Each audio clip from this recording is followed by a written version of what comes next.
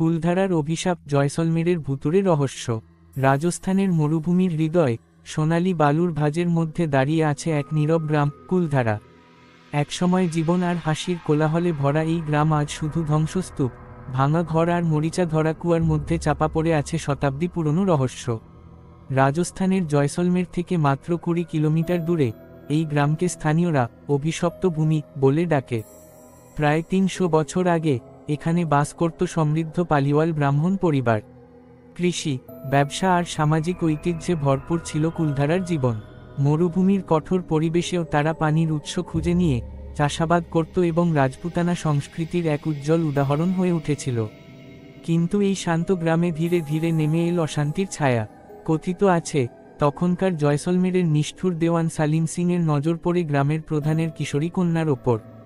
দেওয়ান চাইছিল মেয়েটিকে জোর করে নিজের প্রাসাদে নিয়ে গিয়ে বিয়ে করবে।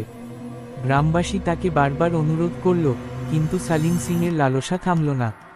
শেষমেশ তিনি গ্রামকে হুমকি দিলেন, যদি মেয়েটিকে না দেওয়া হয় তবে পুরো গ্রাম ধ্বংস করে দেওয়া হবে। সেই রাতেই কুলধারার প্রবীণরা জরুরি সভা ডাকল। চাঁদের আলোয় আলোকিত মরুভূমির বুকে গ্রামের প্রতিটি পরিবার একমত হল, তারা নিজেদের সম্মান বাঁচাতে গ্রাম ছেড়ে চলে যাবে। কিন্তু কেবল চলে যাওয়াই নয়, তারা শপথ নিল, এই ভূমি যেন আর কখনো কেউ বসতি না গড়তে পারে।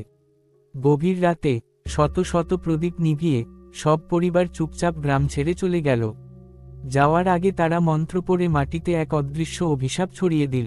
বলা হয়, সেই অভিশাপের ফলে কুলধারায় যে কেউ এসে থাকতে চাইলে অদ্ভুত দুর্ঘটনা ঘটে।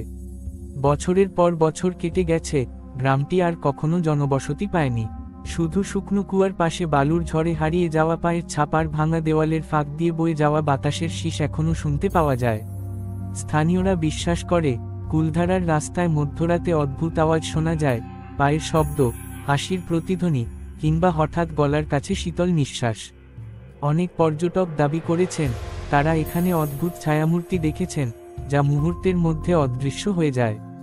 ভারতের আর্কিওলজিক্যাল সার্ভে এখন এই গ্রামকে সংরক্ষিত এলাকা ঘোষণা করেছে, কিন্তু ভুতুড়ে গল্পের টানেই এখানে প্রতিদিন পর্যটক আসে। কেউ কেউ দিনের বেলা এসে ছবি তোলে, কিন্তু রাত নামার আগেই সবাই গ্রাম ছেড়ে চলে যায়। কারণ যারা সাহস করে রাতে থেকেছে, তারা হয় অদ্ভুত অসুস্থ হয়ে পড়েছে, নয়তো আতঙ্কিত হয়ে পালিয়েছে। কুলধারার গল্প কেবল একটি গ্রামের নয়, এটি একসময়কার মানুষের সাহস, সম্মান আর প্রতিশোধের প্রতীক। আজও মরুভূমির বুকের বালিতে দাঁড়িয়ে থাকা সেই ধ্বংসস্তূপ যেন ফিসফিস করে বলে, আমাদের ভূমি স্পর্শ করো না, আমরা ফিরে আসব। আপনি এখনই শুনলেন হরর জোনের ভৌতিক কাহিনী। যদি গল্পটি আপনার ভালো লেগে থাকে তবে লাইক, শেয়ার আর সাবস্ক্রাইব করতে ভুলবেন না, কারণ রাত নামলেই অন্ধকারে আবার ফিরে আসবে ভয়ের ছায়া।